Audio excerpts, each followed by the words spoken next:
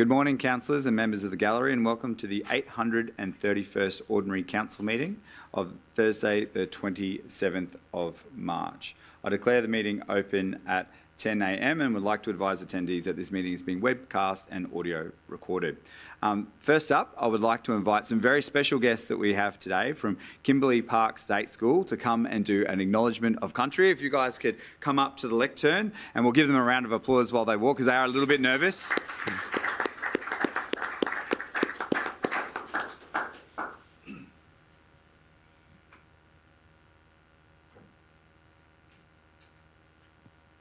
On behalf of our community, I'd like to respectfully acknowledge the Yagara people and Yugambeh country, who are the traditional owners of the land.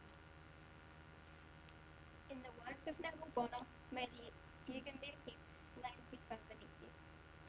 May the land embrace you. May the Yagara sun always be shining and hold you warmly. May the Yagara people receive you into the fold, so that together we may care for the homelands, upon which we live, learn and laugh. We would also like to acknowledge the elders, past and present, for they hold the memories, the traditions and cultures, and the hopes and aspirations of the Yagara people. Well done. Thank you very much. I too would like to acknowledge the traditional owners of the land on which we meet today, and that acknowledge that they have shared this land with us for more than 200 years and they have suffered for that sharing. I want to thank them for their guidance, their wisdom and their forethought in sharing this land with us today. Now I would like to invite a good friend of mine, Pastor Blake Reynolds from the Hope Centre Logan, to open the meeting for us with a reflection of faith. I'd ask that everyone please be standing while the pastor speaks. Thank you, Lord Mayor, and esteemed councillors and the gallery. It's my absolute privilege to open council for you this morning, and I really appreciate the invitation. Councillor Russell, thank you so much. And really, that's what I want to say from the outset to each and every single one of you as councillors. A huge thank you, because the work that you do is so significant. Throughout the Bible, there's a principle scholars called redemptive lift. Put simply, it's insight into God's desire and the Christian call to firstly see people redeemed, eternity secured through the gift of grace. But secondly, it's actually to lift each and every one of us out of any mess we may find ourselves in, the brokenness we may have experienced, and out of the damaging cycles we may be trapped in, and to actually lift us into what the Bible calls new life or abundant life. Put simply, Lord Mayor and councillors, the work you do is significant because the desire to see a city, even a nation, lifted out of broken and damaging cycles is synonymous with the heart of God and the biblical mandate. When Jesus walked the earth, we saw him put this principle into practice. When he came across a blind man, he didn't just invite him to spend eternity with him one day. He actually restored his sight right there and then, and he lifted him out of physical poverty. When Jesus came across a man with leprosy, an outcast, isolated, looked down upon in society, he saw the real need. And so he willingly reached out and touched the man, and in doing so, he didn't just restore health, he actually lifted and restored dignity and value as well. I had a quick chat with you, Lord Mayor, at our community Christmas lunch, and I can see that you are committed to lifting Logan. And we all saw you go into action when Alfred blew through, and you were out there serving, meeting, and lifting people and sand. So we really appreciate that. And so, in closing, I just wondered if I could pray for you, but this is my prayer. Firstly, that with all that you see, hear, and do, that your hearts would not grow weary, that your hearts would not grow hardened or become immovable, and that every day you would be refilled, refreshed, and renewed because real people need you to lift. Secondly, that you would find heaven's wisdom present in your meetings, in your deliberations and your decisions, and that you would sense a grace upon your conversations together like never before. And lastly, if needed, forgiveness would come easily and quickly, because a united council means a strong city, and that you would keep lifting with all of heaven's strength. So bless this council, and this the Lord Mayor, in Jesus' name, amen. Thank you very much. Thank you very much, Pastor Blake. You're welcome to stay if you like, but we understand that you're very busy. So if you do have to go, we appreciate that as well. We'll now move to attendances and leaves of absence. I note that Councillor Bradley has requested a leave of absence for this meeting. The leave of absence is on the screen and due to a long-term health appointment scheduled on this date. Do I have someone who would move that leave of absence for Councillor Bradley? Thank you, Councillor Murphy. And seconder, thank you, Councillor Hall. All those in favour, please raise your hand. That has been carried with the exceptions of Councillor Lane, I'll abstain from the vote, Mr Mayor. Councillor St Ledger, Against. Councillor Bannon. Against. Thank you, councillors. We'll now move to condolences, and I believe that Councillor Lane is the only one with a condolence today. Councillor Lane, you may proceed. Thanks very much, Mr Mayor. I'd like for condolences to be passed along to Mike Ross. He lost his wife, Miria, most recently on the 28th of February. Miria was a wonderful woman.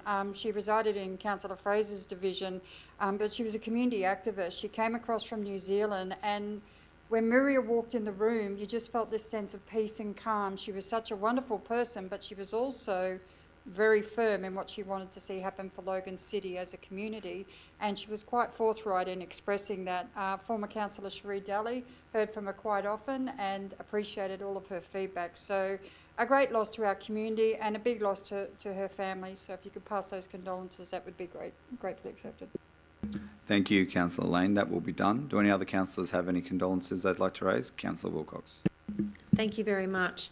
I'd like my condolences passed on for the family of Tennille Bright, who is from Flagstone and tragically passed away in a motor vehicle accident last Wednesday morning very early.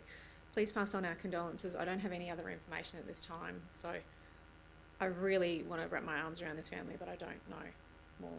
Thank you. Thank you, Councillor Wilcox. We will find where they are so we can write to them on Councillor's behalf. Councillors will now observe a moment of reflection in honour of those who have gone before us and in support of those that have left behind. Please rise and we will stay.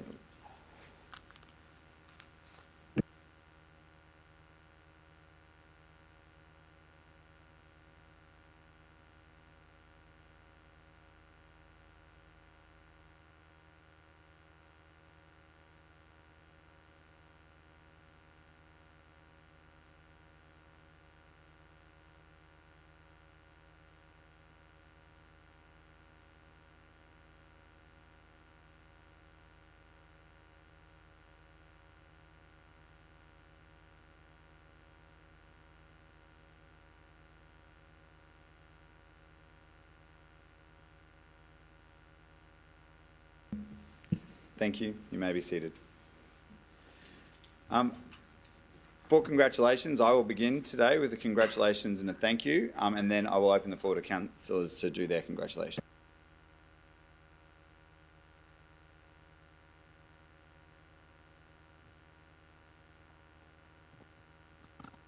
Sunday, the 2nd of March, is when we all first heard about a bloke called Alf, and Logan's disaster management group was put on alert.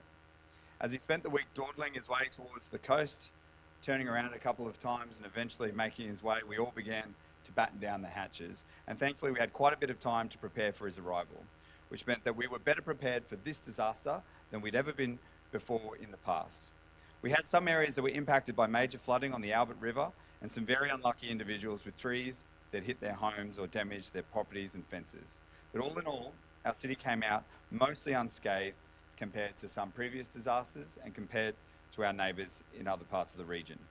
There are many reasons for this, but I think some of it comes down to Logan's great preparation and our disaster response. And I just wanted to take this opportunity to say thank you to the incredible council staff, from officers to managers, directors, who contributed to preparing and responding to the disaster. Some of them did 20-hour shifts. I think Brad's in the room, 22 hours, is that right, Brad? His first shift in the local disaster coordination centre. They did that even when their own families were home without them and when their own homes were at risk. They weren't sure how safe their place was, but they were often cut off from communication with their families due to the issues we had with the telcos, but they showed up every day to help the community and to help the people of Logan stay safe.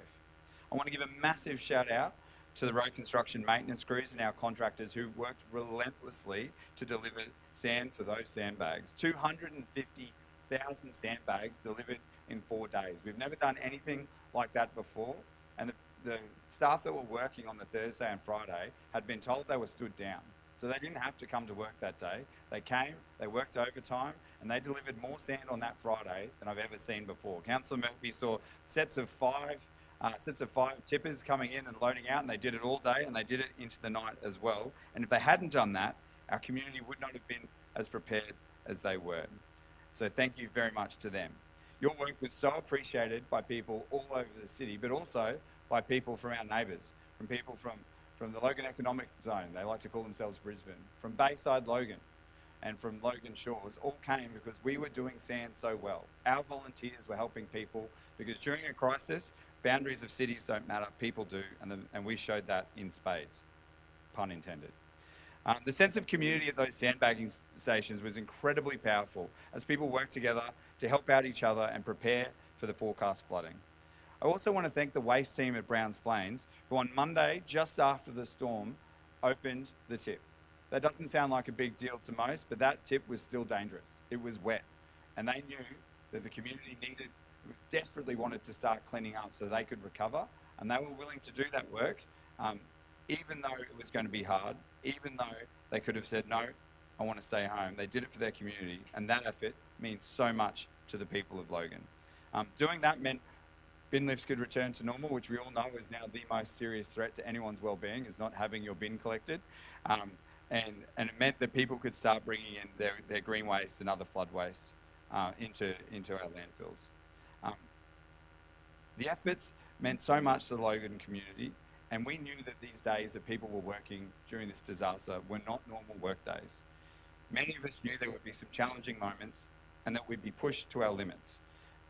But you all stepped up when it mattered, and I'm incredibly grateful for everything that you did. Councillors, you showed exceptional leadership for your communities, sharing up-to-date information and helping folks prepare and then get into recovery. There was letterboxing, there was door knocking, picking up green waste, delivering fuel for generators, shoveling sand, getting abandoned cars moved off the road, flood and safety videos, even redeploying empty sandbags to where they were needed most. Mount Tamborine. Looking at you, Deputy Mayor. Allegedly. I've never seen so much praise from residents during and after a disaster, and I've seen a lot of them. It was amazing, and I just wanted to say well done to all of you. None of us could do it on our own. It was a team effort. But there is one councillor in particular that needs some special recognition, and that's Councillor Theresa Lane. She's the Deputy Chair of our local disaster management group, and the Deputy Mayor will tell you it's never been my deputy of anything. Because I run at 100 miles an hour and just tell you to keep up. And you did that and more. And I'm sure everyone here will agree with me that you were excellent. You were absolutely amazing. You actually exceeded expectations and you did it so well. Councillor Lane was cool and calm while being strong and decisive. She knew when to say no, often to me, and when to push hard to get the extra help that you all needed so that your communities could feel supported by the organisation. I couldn't have done my job without the support she gave me, not just in my role as mayor, but as a person. She was a bedrock, and I just wanted, and you were a massive part of how well this disaster was managed. It couldn't have been done without you, mate. Well done. The entire LDMG team were excellent. So to everyone who contributed, whether they were in the local disaster coordination centre or whether they were in the team more broadly, Darryl Riley, Brad White, Ben O'Brien, Lee Halkias and Rick Thompson, all were amazing. They took my calls at 2 a.m, they took them at 5 a.m, they took them at 7 at night, and they were all very patient with a demanding man. The crisis management team, which was led by Robert Strachan, is the first time we'd stood that up during a crisis, and it's really to make sure that council keeps doing the business that it needs to for the rest of the city to function. It was a bit of an experiment, and it was a great experiment because it was so effective. I also want to thank our Orange Angels, the SES, who are an integral part of our disaster management. Especially want to thank Jane for acknowledging that all those sandbags meant that SES got next to no calls for emergency sandbags because people were properly prepared. So thank you to every one of those teams. We did such a good job. We had visits from the Prime Minister, Anthony Albanese, Treasurer Jim Chalmers, and of course, the Queensland Governor. All were very thankful and incredibly impressed by the way that you handled yourselves and how well our disaster response was being run. There were even staff from other councils who came in to support us through the council to council process. Without their support, we wouldn't have handled this disaster as well as we did, and they were councils that we sent support to when they were facing crisis. Each of the officers were knowledgeable, easy to work with, and quickly became part of the team. Some team members have told me they wished Logan could have kept these people. So I want to give a special mention to Amy Lane, Kate Lacey, and Claudine Casser from Rockhampton Regional Council, Chris Stewart from the Central Highlands Regional Council, Kylie Buckholz from North Burnett Regional Council. Even though the impact of this disaster was less than we expected, recovery always takes longer than people think. Margaretta Burton and Kay Sullivan, I want to thank you both for your amazing and ongoing efforts with this recovery, which will go on for months. I just want to say to Margaretta, please don't go on holiday again. Every time you do it, we have a major crisis. So maybe save that for winter next time. But it's because of both of you that we were able to assist so many residents during the response, and the recovery nearly started before the floodwaters went down. We were on the ground, volunteers deployed, and people getting the help they needed. The response to ex-tropical Cyclone Alfred was such a huge community effort. It was supported by the state government, by police and emergency services. It was supported by every resident in our city who leaned in, who listened to the advice and did their part to keep themselves and their neighbours safe. It showed me how much the people of Logan can achieve by working together. So I want you all to give yourselves a round of applause, because I'm so grateful for everything that you've done.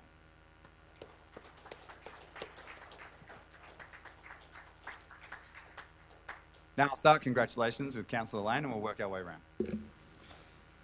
Thanks very much, Mr. Mayor. I'm going to continue on that vein today and say congratulations for general business. In having this disaster occur, one of the most visible things to me sitting in that local disaster room was the young people that are coming up within the organisation, and the strength and the resilience of the leaders in training them how to act and how to put forward their thoughts and their ideas. The incident controllers, Darryl Riley, Brad White, and the incident controllers led from the front, and they worked some pretty big hours. But behind them were people who were making really big differences in local residents' lives. And two of the most wonderful young women that I saw during that period were Melissa Kaminsky and Shania Heffernan. And their job was to actually record all of the decisions that were made in that room, but also to make sure that the people heading it up were actually maintaining their foods, their water, so that they could make good decisions, so that they were healthy throughout that process. And they did so with the fervour of a drill sergeant, quite frankly, on occasion, so it was amazing. People like Angel Benham, who works for council. Angel is the perkiest person that I think I've ever met in my life, but when it came to making decisions, she was on the front foot. She was giving her advice fearlessly and without worry that she would actually be sort of ignored. Everyone in that local disaster management room did a fantastic job. Mr. Mayor talked about the people that came down from the north. They fit in seamlessly. Chris in particular in logistics was just phenomenal. It was a seamless integration within our team, which goes to show, Mr. CEO, the amount of training and investment that has gone into the local disaster management group, headed by Margaretta, but also supported by Janelle and Sherry, has been phenomenal. And that really showed inside that room. We had people like Angela Penwarden, who was just, she'd walk in and automatically you would look to her for fearless advice. But the one that really got to me was Mark Elms. Now, Mark is a techno head of some description, I can't even describe him, but he actually created the portal so that councillors could put jobs in, so that state members and federal members, and most importantly, the community could lodge jobs for their local area. Things that we hadn't seen because we were either inside a room or out doing your jobs as councillors. And that was an amazing progression. He and I think it's a lady by the name of Linda were working on that system, and they got it up and running within a day and a half. Now that's pure magic, and they did so with the confidence that their seniors in that room were going to be supportive of them. We had Sharon and her crew providing food and making sure that everyone was taken care of. The logistics set up the evac centres. We had Islamic College of Brisbane provide 5,000 meals in 2 days to the evacuation centre and to the wider community. I know that they're out in Councillor Heremeyer's area at the local Woolies handing out food one night because people still didn't have power on. We had Meals on Wheels from Logan Central supporting and still supporting other groups now because some power hasn't been restored in some of our facilities. The community comes together in amazing ways and they're so kind and generous with each other. So to the community, you behaved in ways that are just, it's what we've grown up with, it's what we know, and you've proven that we are the best at actually handling disasters and looking after people and looking out for people. The councillors in this room, your feedback was phenomenal. It was on point, we had photographs, we were able to track everything, and as a result of that, as we put things through, we're able to try and make some claims against the recovery budgets. There are people that were out and amongst it, our federal members, our state members, they were all feeding back and they were working with people. We had Councillor Wilcox out in her division, which was flooded in at one stage, and she's looking for answers. Her community did a spontaneous setup of a facility. We had Bethania Community Centre in Councillor Hall's area doing it, and Caddy's out in Councillor Bannon's area. Who? Logan Village Lions, mate. Yeah, Don't haven't forget them. finished yet. No, I'll good, still good. go. Just making sure. Logan Village Lions at Logan Village stepped up, as did Slacks Creek Rugby League Football Club, but they lost power pretty quickly, so it was kind of a non-starter. But at least they had the fortitude to step forward and say, how can I help my neighbours? Because most people were blasé, they went for the sandbags, but they were kind of like, I can do this, it's not a problem. But in that 11th hour, as the winds were starting to whip up, people started to become afraid. And those places of refuge meant that someone could just drive up the road and have a quick chat to somebody and feel better and more secure about who they were at home, whether they were by themselves or whether they were with neighbours. We had teams out there, and Councillor Jackson, thank you so much for the work that you did. He offered to go around and look at my hood and find out what was going on, but I actually sent him to another area to check out a retirement village and make sure that they door knocked and made sure that people were safe, because they'd been a couple of days without power and there are medical issues associated with that. So thank you very much to you and your team for doing that. Councillor St Ledger was everywhere. He was like fly in the middle of summer, like he was just everywhere. But it was phenomenal. And then the recovery. So the recovery is still ongoing. Michelle Griffin and her team have managed to set up recovery hubs for the state government everywhere around the city. There have been hurdles. We've had Francis from Sky Branch and his team trying to get power back on in community centres where the power blew up as soon as we went to turn the power on. The boards blew up. They're trying to get those fixed as fast as possible. So there are unknown people and people that weren't in that disaster room, and there's 9 pages of them. And I suggest that we write to each and every one of them, Mr Mayor and Mr CEO, and thank them for their efforts, because they did a phenomenal job, as did the community, as did the councillors. So thank you very much. That will be done. Councillor Lane. Councillor Rossell. Well said, Councillor Lane and Mayor Raven. I just feel incredibly blessed to be a part of this city and of this council. I don't have a lot more to say, but one more quick thing is that with the Slacks Creek Rugby League Club, we're working together now on a generator for future events. Thank you very much. I think there might be a few venues that are looking for a switchboard to be put in. Councillor St Ledger. Thank you, Mr Mayor. I probably want to follow up on what Councillor Lane said about the Logan Village Lions. They were ready to go straight away. They always are. Whenever there's a disaster, QPS turn up, the fireys turn up, and the Lions are right up their clacker, ready to go. You know, and they rip in and they get done whatever needs to get done. They are a genuine community group. That's what they care about, and they're good fun to be around as well. So in a time of heartache and things like that, they were in there and really ripping in. Second thing I want to thank, and adding on to that, the Logan Village Community Centre jumped in and helped the Lions. So rather than community groups trying to take a leaf out of Councillor Wilcox's vocabulary here, work in silos, they worked together and they really jumped in to help the community. I'd also like to thank my other mates here that will now be able to work much more efficient due to our new haircuts. So Councillor Bannon, Councillor Fraser and MVP Councillor Jackson, who also went as far as losing his eyebrows, but all for a great cause. So we're able to raise just under $8,500 for the world's greatest shave for leukaemia and cancer research. So something that we could do, lose our hair but support a great a great cause along the way. And thank you to all the other councillors that got involved and got down there to support as well. So Tony Hall moved pretty quick to get out of there once the Clippers fired up. He was pretty scared. Last of all, that's the. We all know the Mayor loves a community visit and an event, but he was very much in and out. It was like the Flash, a lap of the venue and out he went. Windaroo Lakes were kind enough to donate the space and the platters for that to make sure that they got support, all the while spending the week before that cleaning up from the flood as well. And lastly, a couple of our local Logan schools. We don't just produce good sports people here, Mr Mayor, we produce champion Minecraft students. So it was actually a school from Councillor Russell's division, Daisy Hill State School, that came out on top, and then the legends over at Canterbury College come in second in the national and state championships.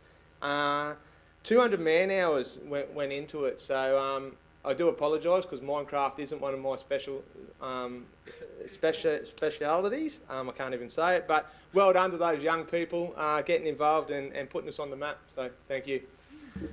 I'm sure they would have hated every minute of those 200 hours playing Minecraft in school time. It would have been a real chore for them. I imagine the burden was real. Councillor Jackson. Thank you. Just wanted to give a shout out to Div 5 residents for the great work through all the storm preps. And for me, it was really just about seeing neighbours help neighbours, whether it's out on the sandbags or in their own streets and neighbourhoods. I've been saying it since I got in. It's been a philosophy of mine that neighbours helping neighbours is what builds a healthy community. And it is really impressive to see it in times of need like this. And so I just, again, say to the city, know your neighbour, help your neighbour, love your neighbour, and let's do good. Thank you, Councillor Jackson. Councillor Hall.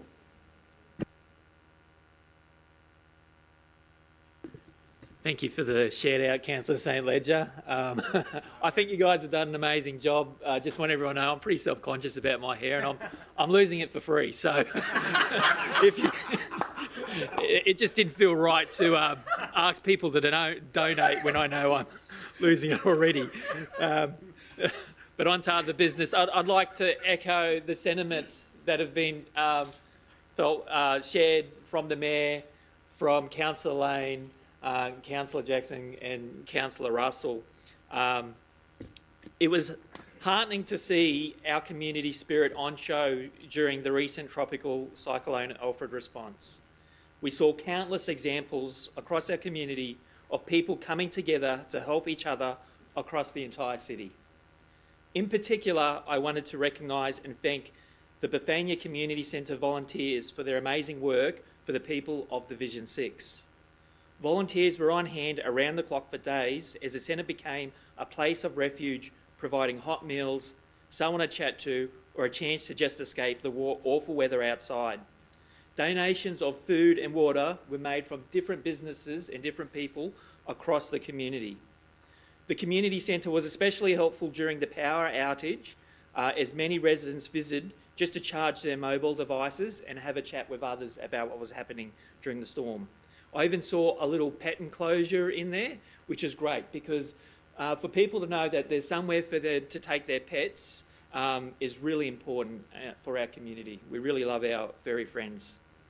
It's these kind of stories which make all of us incredibly proud to live in the city of Logan. It's incredible what all the volunteers across the community have done. I especially would like to thank the Bethania Community Centre. I know Logan Lee Community Centre was on their way. Unfortunately, their alarms system prevented them from becoming a refuge centre, but we're taking steps towards getting that. So thank you. Thank you, Councillor Hall. Councillor Fraser. Councillor Haramaya. Thank you, Mr Mayor. Today I rise to acknowledge 3 letters that I received from 3 very important young community leaders in Division 8. Now, a few weeks ago, I received these letters and I opened them up and had a read, and I was shocked by how intelligent, thoughtful and engaged these young people are. So I'd like to read out some of their thoughts and recommendations that they canvassed from the community and wrote in a very eloquent letter. Willow wrote a letter about a water park in Division 8, and she states that a suggestion for a water play area around a local park in a new estate would be a great idea. She even went into detail about the embellishments in the water park that the community would appreciate. Myla wrote a letter about a mobile camera in Division 8. Now, she stated that there's reckless driving going on in the area and it creates a very noisy and dangerous environment. She asked for a mobile camera to be set up to see who's doing the hooning and ask them to stop. I think that's a brilliant idea, and we've already got traction on deploying a mobile camera right near where she recommended. In Indy's letter, she spoke about town planning and narrow streets in the new developments, an issue that many areas around our state have. Now, she stated that there's concerns around the narrow streets in her estate because cars park on both sides, and think about the issues that can come from ambulances trying to get access to houses and everyday people. Visibility was stated as a concern, and she's asking that we consider widening the roads, which would create less traffic and a safer environment. Now, I just think it's amazing to hear this community feedback in such a great way. So in response to these great letters, the Mayor and I have written our own letters to these 3 young community leaders, and these will be personally hand-delivered to these 3 community leaders to say thank you and acknowledge their hard work. I look forward to working with the 3 to figure out how we can tackle these big issues, and I'd like to thank them for their community service. Thank you, Mr. Mayor. Thank you, Councillor Harrimeyer. We'll make sure that Willow, Miller and India are all acknowledged for their civic responsibility and vision. Hopefully they can give us some advice too about the rates increase that they wouldn't like to see. That'd be very helpful. Councillor Bennett. Councillor Stem. Thank you, Mr. Mayor. I too just want to echo the thank you to everyone who helped out with the big storm we had come through. Obviously, in my area, we didn't have mobile reception, we didn't have internet, and we didn't have power for a period of time, which made it very challenging. I spent a lot of time driving around trying to get a spot where I could report things. But as always, everyone came together. You know, everyone helped everyone out, and it's just as everyone else has mentioned, we live in such an incredible community. So blessed, and again, thank you so much for all the support. Thank you, Councillor Lane. You were amazing again because, I was texting you all the time. It was the only way I could get any kind of messaging through. But a massive thank you to everybody. Thank you, Councillor Stem. Councillor Wilcox. Thank you. I won't keep going, but it was a terrific disaster if I've ever been one. We'll leave it at that. But I do have a couple of congratulations. I would like to congratulate Bob and Jenny Cunningham. They recently achieved their 60th wedding anniversary. They both participate in a few things in my area, Greenbank Walking Football Club. Bob and Jenny both also attend Greenbank Over 50s Club, and Jenny goes to the local gym in the area. They both have very active lives, which may well account for reaching 60 years of married bliss, and they're still going strong. And I had the pleasure of catching up with them on Tuesday and presenting them with a lovely bunch of flowers to congratulate them and help celebrate their lovely day. I wish them well as they celebrate their milestone 60th wedding anniversary, and if we can send congratulations to them, that would be lovely. And I actually just thought of another one. Someone just actually twigged me. Big congratulations to Leela Alexander, who is over in Western Australia at the moment competing in School Sport Australia Triathlon Championships. She recently came 5th in Australia, and I think she's in the age group of 13 to 19 now, and she's 15 or 16. So she's doing super well. I know she's done triathlon. I think she's done the aquathlon, and she's probably also got some relays to go. So she's doing amazing. Can't wait to see her at 2032. Thank you. Thank you, Councillor Wilcox. We'll make sure those congratulations are passed on. Councillor Murphy. Thank you, Mr. Mayor. I was going to talk in general business, but I just want to continue what our fellow councillors have said with regards to the disaster. Thank you to the disaster management team. You were always there behind us, especially you, your legend, Teresa. You were on call all the time and you helped us out immensely. Obviously, Division 12 was wrapped around Two Rivers, so there was a bit of sleepless nights there worrying about our residents. But Mr. Mayor, I really wanted to point out 2 things. One, at the sandbagging station in my raincoat, getting very wet, I had these legends of young people come together and help me till we finished at 7 o'clock at night, and they were shoveling sand into sandbags, and we were racking and stacking them. We were having people come from right across the city, from Brisbane, from Jimboomba, from the Gold Coast, to come get sandbags. And we pulled them in, we loaded them up, and off they went. We tried to get them out of there as soon as possible and back to their families as safely as possible. But these young men and women show us what leaders we have that are coming up. I do have their names, and I will be writing to them personally. They just stayed with me, and when we finished, we did a TikTok dance, so that was pretty cool.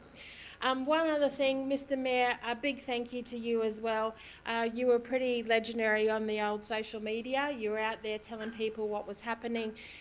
You would have spent many hours on that phone replying to people and your team. You kept us up to date, and that's what people want. They just want to know what's going on. I know a lot of my area didn't have data at some stage, but there were still ways to get the communication through. So it was a great team effort. We really dodged a bullet with Alfred taking his time out in the pond before he decided to come out. But well done to all of us and being prepared for what came our way. So, and thank you again to those young men and women that helped shovel multiple bags of sand. Thank you. Thank you, Councillor Murphy. We'll now move on to confirmation of the minutes of the previous ordinary council meeting. There is a motion on the screen. Would someone like to move that motion? Thank you, Councillor St Ledger, seconded by Councillor Bannon. All those in favour, please raise your hand. That has been carried unanimously. Thank you, councillors. We now move to declarations of conflicts of interest. I have no new conflicts of interest to declare. Do any other councillors have any? There being none, we'll move to business arising from the minutes, and there is no business arising to consider. So we'll get stuck into committee minutes and recommendations.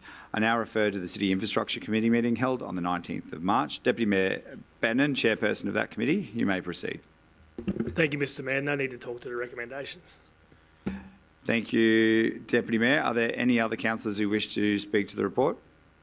There being none, I'll hand back to you, Deputy Mayor. Thank you, Mr. Mayor. I now move that the recommendations of the City Infrastructure Committee meeting held on the 19th of March 25 be adopted. The Deputy Mayor has moved the motion on the screen. Would someone like to second that motion? Councillor St Ledger has seconded. All those in favour, please raise your hand. That has been carried unanimously. Thank you very much, councillors. I now refer... would anyone like to record their names against any items in that report? The CEO gave me the look that tells me I forgot that. We have a non-verbal communication system. No? Excellent. We'll now move to the City Governance Committee meeting held on the 19th of March. Councillor Murphy, chairperson of that committee, you may proceed. Thank you, Mr. Mayor. I'll now speak to the recommendations. Last Wednesday, the City Governance Committee considered 6 reports. The streamlined agenda was very much appreciated, given the councillors and staff were the week prior dealing with Cyclone Alfred. So 6 reports was great. The committee considered implementation's approach for the new corporate plan and extended the expiry of that existing corporate plan. Representatives from the State Valuation Service came from the Department of Natural Resources, Mine, Manufacturing, Regional and Rural Development, that's a long word, presented their findings for the annual valuations of Logan area, which will be used in the budget deliberations. The monthly financial report for January 2025 was discussed, along with the local infrastructure program for March, which included 3 material amendments and 19 additional projects. These new projects on various divisions included park embellishments, new signage, traffic improvements, upgrades to sporting facilities, CTVs, seating and solar panel projects. Endorsement was also sought for the motions to be submitted to the inclusion of the National General Assembly for the Local Government Conference agenda. And lastly, a confidential report was also discussed regarding the disposal of a portion of council-owned land in Loganlea. I hand it back to you, Mr. Mayor. Thank you, Councillor Murphy. Would any other councillors like to speak to the report? There being none, Councillor Murphy, you may proceed. Thank you, Mr. Mayor. I now move that the recommendations of the City Governance Committee meeting held on the 19th of March 2025 be adopted. Councillor Murphy has moved the motion on the screen. Would someone like to second that motion? Thank you, Councillor Jackson. All those in favour, please raise your hand. That has been carried unanimously. Thank you, councillors. Would any councillors like to record their name against or abstain from any reports in that agenda? There being none, I now refer to the City Planning, Economic Development and Environment Committee meeting held on the 20th of March. Councillor Stemp, chairperson of that committee, you may proceed. Thank you, Mr Mayor. I'll now speak to the recommendations. Mr Mayor, we had 3 reports this round, and I'd like to briefly speak to item 6.1, proposed Logan Plan endorsement for resubmission for state interest review. Mr Mayor, this report contained just a little light reading with 2,387 pages, detailing the timeline of this process so far, from the decision to make a new planning scheme in 2021 to today's report, which seeks council endorsement to resubmit the proposed updated planning scheme, Logan Plan, to the Queensland State Government, completing the state interest review. Subject to receiving state approval to proceed to public consultation, the community, including impacted residents, local community groups and the development industry, will have an opportunity to have their say on the proposed Logan Plan. This will occur over an 8-week period in the 4th quarter of 2025, providing opportunities both in person and online to provide feedback. Mr Mayor, this is a really important part of the process, and it'll help ensure we get the Logan Plan right for our city and the community, both now and for the future. Thank you. Thank you, Councillor Stemp. Do any councillors wish to speak to the report? I'll just say thank you very much to the Economic Development team who've been working tirelessly to respond to state government requests for information, and I was very impressed with how hard they pushed back against the state government on some things that our community and our councillors would not find acceptable. Councillor Stemp, there being no further speakers, you may proceed. Thank you, Mr Mayor. I now move that the recommendations of the City Planning, Economic Development and Environment Committee held on the 20th of March 2025 be adopted. Councillor Stemp has moved the motion on the screen. Would someone like to second that motion? Thank you, Councillor Russell. All those in favour, please raise your hand. That has been carried unanimously. Would any councillors like to mark their name against or abstain? Councillor Herrenmeyer? Against 6.1. And Councillor Wilcox? I abstained against 6.1. Thank you very much, councillors. That will be noted. I now refer to the City Lifestyle Committee meeting held on the 20th of March 2025. Councillor Hall, chairperson of that committee, you may proceed. Thank you, Mr Mayor. I'll now speak to the recommendations. At last week's City Lifestyle Committee meeting, councillors received a report titled Options for Reform to Animal Registration Fees. The report explored options for council to modify the current animal registration fee structure, making it more flexible and affordable for pet owners. The proposed reforms are designed to improve convenience, enhance operational efficiency, and encourage responsible pet ownership in accordance with the Animal Management Cats and Dogs Act 2008 and Council's local laws. This was a huge body of work, and I'd like to thank council staff involved for bringing it forward. Thank you very much, Councillor Hall. Would any councillors like to speak to that report? I'll take the opportunity to say that this was a pretty hot topic during the election campaign, and people definitely want to see what else we can do to make it easier to register their pets and to be considerate of members of the community who may not be able to afford the full tilt, and whether or not very old pets need to continue to be registered because they don't put any pressure on it. So it'd be great to see what comes out of that through the budget process. Councillor Hall, there being no further speakers, you may proceed. Thank you, Mr Mayor. I now move that the recommendations of the City Lifestyle Committee held on the 20th of March 2025 be adopted. Councillor Hall has moved the motion on the screen. Would someone like to second that motion? Thank you, Councillor Bannon. All those in favour, please raise your hand.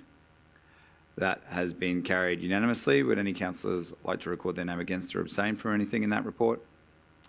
There being none, we'll now move to council reports, of which we have none, and we have no late reports. Good job, Mr CEO. Petitions. I note that there is one petition to be presented today. Councillor Murphy, would you like to speak to that? Thank you, Mr Mayor. Yes, we received electronic petition for the skate rail at Douglassen Park to be replaced. That was the skate park was removed when we were doing the upgrades of Douglassen Park just recently. We combined all 4 little parks into one big one, just making everything cleaner and happier, especially through the floods. But that skate rail will be reinstalled back over towards the skate park itself. I have contacted the petitioner, Brad Dustin, and let him know that that was happening. We've signed off the local infrastructure forms, and the council officers have done the design, so that will happen in the new financial year. So thank you, Mr. Mayor. That's fantastic news for anyone who loves a long rail. Councillor Murphy, there is a motion on the screen. Councillor Murphy, would you like to move that motion? Yes. Councillor Murphy has moved the motion on the screen. Would someone like to second it? Thank you, Councillor Stemp. All those in favour, please raise your hand. That has been carried unanimously. Thank you, councillors. We have no considerations of notified motions. I will now move to general business, which today is starting with Division 2. Take it away, Councillor Lane. All right, sit back, relax, be a while. So the first thing that I want to say is a big, huge thank you to council officers from Sport and Community Infrastructure for the building of the Wilbur Street Youth Centre. And thanks to Jim Chalmers and Cameron Dick, and so the federal and state governments and my council colleagues for believing in this project. And the reason why I raise this today is we just hit 2,200 registrations of kids who are registered to attend that youth centre. The average daily use is between 130 and 240 kids each day. They are running with no funding. They are doing it out of the goodness of their hearts and with some community partners, and we are hunting for funding for them. But this has made a huge difference to the community. And I know that Councillor Russell, her kids are really coming in and embracing that youth centre, and they're loving it, from ping pong. We've got mentors teaching Scrabble. The team from Recon have just gone above and beyond, and I note that Councillor St Ledger was down training them in mental health first aid as part of their process to understand their kids and the needs and the complex issues that could be confronting them inside that building. The kids are loving it, and their first disco, I call it disco, but they call it a 90s, DJ live vibe thing happening tomorrow night. It's happening tomorrow night. So the old hyper rage of old is happening in Division 2 tomorrow night. This is super cool. It gives kids a place to go, a place to react, a place to know that they're safe, and parents know that they're safe. The police are constantly calling in, they're having chats. We got a meeting of our multicultural elders into the youth centre, and they're all backing it in. So they're making sure that they're visiting and saying, okay, this is a safe place for our kids. I am so grateful to every person in this room that had a hand in it, because quite frankly, the difference has been humongous. Kids are knocking on the door at 10 to 3. I swear they're bolting from the schools down there to actually participate in the stuff that's going on down there. Now, that's all well and good, but we lost a group from my local area to Councillor Hall's area. So Substation 33 is having their open day tomorrow to show off their new facilities, and I wish you well with them, because Tony Sharp and his crew are an amazing group of people. Councillor Stemp has been a frequent visitor down there, and I'm sure we'll all be in the future. We've got new Logan Art Gallery exhibition openings in Division 2 on the 28th of March. We've got Neighbour Day morning tea at Lakota just out the front here. That's a morning tea, and it's free for seniors in our community. So they do wonderful work and create opportunities for people to socialise and be active. On the 2nd of April, Logan Metro FC is taking on Peninsula Pout. Sounds really cool. Don't know anything about soccer, but this is great. At Compton Park at 7:30 p.m. Our Animal Management Centre is opening and showing off their new facilities on the 5th of April. That's Saturday. We've got the ethnic communities of Myanmar. They're doing their Thingium Festival, which is a water festival down at Eridani Park. That's happening on Saturday the 12th. Everybody in the community is welcome to go down and watch and enjoy and participate in that festival. It's a beautiful festival. The Cambodian Buddhist Association of Queensland, Cambodian New Year, is happening out in Councillor Jeremiah's area, and I say that because there's so many Cambodians living in my area, and they're so excited that you're going to be out there and that we're going to come and help them celebrate their new year. The Women's Power of Inspiration are having a fashion gala on the 12th of April in Councillor Russell's division. I keep talking about other people's division. We're one city, but we've just got really super cool people that are actually connecting across the city and connecting councillors and connecting communities, and it's wonderful to see. The Hazara Association, I know again, comes out of Councillor Jeremiah's area, but celebrating in Logan Gardens on Sunday the 13th.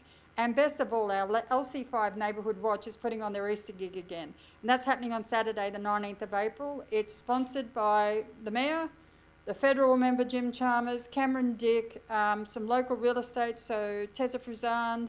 I'm sponsoring some stuff. The SES are going to be there. The model train engineers, I know that's close to Councillor Hall's heart. They're putting on a day of free train rides that we're kind of fundraising to subsidise. So many things happen in Division 2, the coolest place on earth. Is there anything else you'd like to add to that, Councillor Lane? I don't think you've really covered it all. The coolest place on earth besides Disney. Oh, there we go. There we go. So I know how much you love to get wet and wild with the Myanmar community, Councillor Lane, especially when they have their water festival. If you are feeling hot that day and you want to get splashed, head on down to Eridani Park because they get a bit fast and loose with the water bombs and it's heaps of fun for everyone. Councillor Russell. Councillor St. Ledger. Jackson. Hall. Fraser. Jeremiah.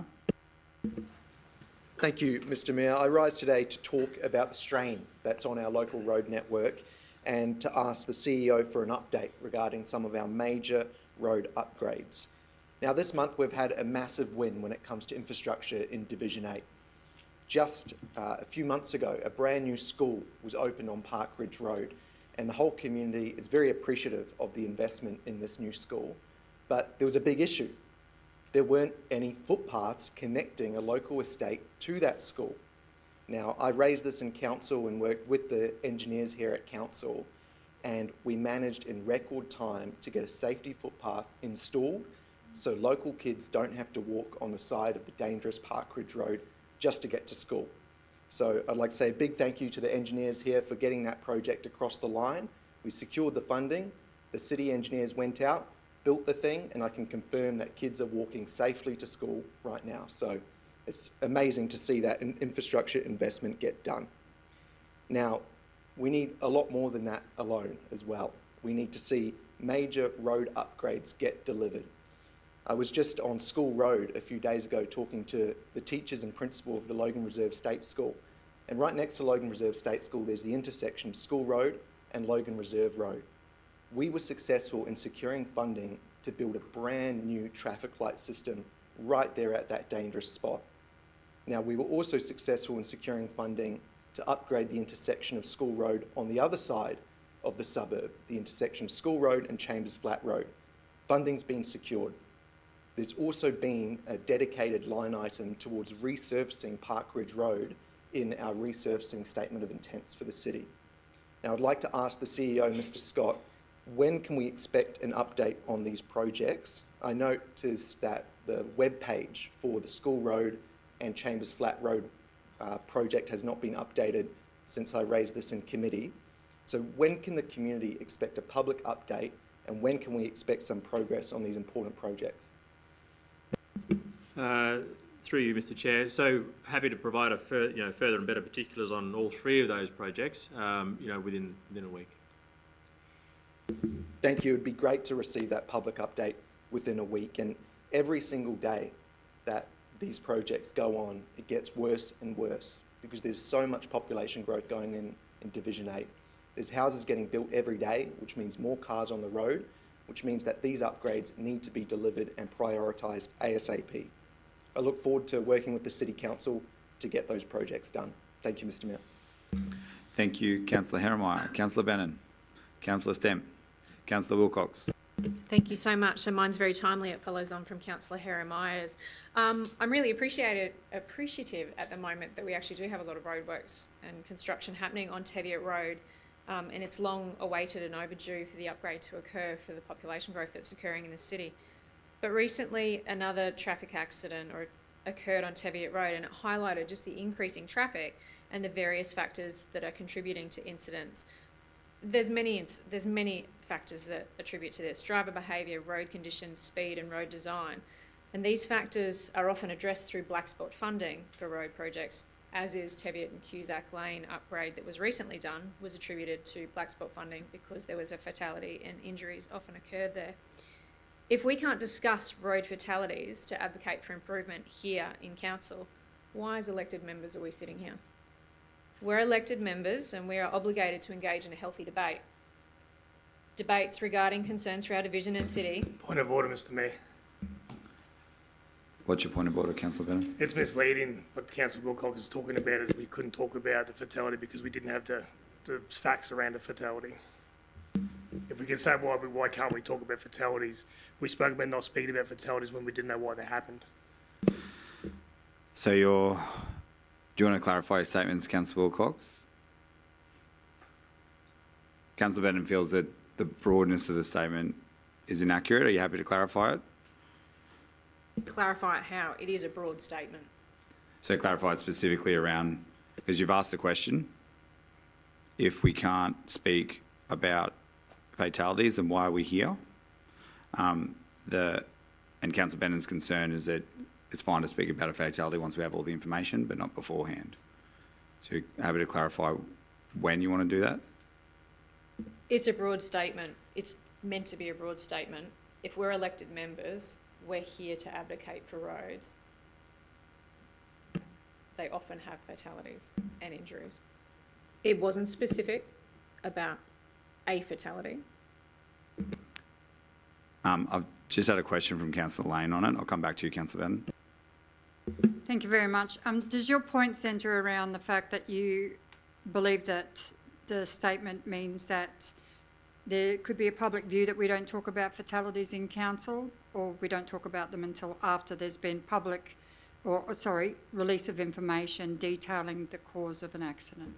Do you want to respond to that, Councillor Benn? Through you, Mr Mayor, there's multiple things in the statement that I think are incorrect. Saying that councillors we can't speak to fatalities. I don't know anywhere it says that we can't speak to fatalities. We had a conversation in committee, after committee, that we shouldn't speak of fatality or link it to a road crash or to a road when we don't know the specifics of the road or the crash. I don't think it's a healthy thing to talk about linking crashes and roads when it could be a driver error and you don't know the context behind it. So there's multiple things in the statement. I don't think it's fair to say to the community that this crash has happened because of a road. That part, I don't believe that we should be saying we're not allowed to talk about fatalities because we are. So I think there's multiple statements in it. Thank you, Councillor Bennett. I've heard both your statements, Councillor Lane's question and Councillor Wilcox's response. Councillor Wilcox's statement is quite broad, saying if we're elected, why shouldn't we be able to speak about fatalities? Yours is specifically about fatalities without information. So as long as you're not speaking about a specific fatality and you're not trying to relate a fatality to a road upgrade without knowing the cause of that fatality, then I'm comfortable for you to proceed. So, Mr Mayor, there was also where it said that why can't we talk about it? Where does it say that we can't talk about it? So she's asking a question without not making a statement. So when you're asking a question, it's posing that question. It's not making a statement of fact. Carry on, Councillor Wilcox. Thank you. We're elected members and we're obligated to engage in healthy debates regarding concerns for our division and city. And when I have something to say about an issue that concerns my division and my residents, I will bring the topic forward for discussion. Traffic data shows that since 2011, traffic on Teviot Road has quadrupled, with Teviot Road one of two roads in the west with the highest number of fatalities and injuries. This increase is likely due to the growing population in the area, particularly with the PDA, that funnel traffic out onto Teviot Road. Teviot Road was never designed for the anticipated 130,000 residents in the Flagstone PDA area, nor for the surrounding areas combined to funnel onto Teviot Road. Pebble Creek is now fully sold out. Covella is expected to sell out by 2026, and these two estates alone are home to thousands of residents. Since 2020, Division 11 electors, and I keep saying this, has increased by approximately 5,000 residents. This doesn't include those who aren't enrolled to vote. This increase surpasses the combined growth of Divisions 1, 2, 3, 5, 7, 10 and 12 combined. As I mentioned in committee last week, Chambers Flat Road was recently completed at a cost of $54 million, funded from PDA infrastructure funds and council funding. This road was prioritised and it does not lead into a PDA. Although discussions began in 2012, my understanding is that it wasn't agreed upon until 2019 when we were in administration. I want residents to know that I'm fighting for the necessary infrastructure improvements on our road and a reprioritisation of roads. And I hope the Mayor is equally committed to advocating for road improvements in the growth corridors of the City of Logan, especially in Division 11 and Division 8. Thank you, Councillor Wilcox. Councillor Murphy. Thank you, Mr. Mayor. Just on a bit of a lighter note, I think. This Friday is the annual Beenleigh Yatala Chamber of Commerce Prawn Day. It's the last one down at the farm. It's been historic. It's been going for over 25 years. This is the 26th year, and I'm hoping that it will move to Logan next year. We'll have 600 businesses down there networking and also raising funds for the local 4 charities. One included is Nightlight, and they give back greatly to our community. I can't wait for Friday, and I'll see you there, Mr. Mayor. Yes, you will. It'll be good weather for prawns because it's going to be pretty wet down there. I'm going to bring a pair of gumboots just in case because I know it gets pretty messy. With the mud, of course, and not the with the Aerogard, behaviour. Mr. Mayor. Hey. The mozzies are pretty bad. Take good to the know. Aerogard. Good reminder. Thank you very much, Councillor you. Murphy. Councillors, that brings us to the end of the agenda. I declare the meeting closed at 10:59 a.m. Thank you and have a great week.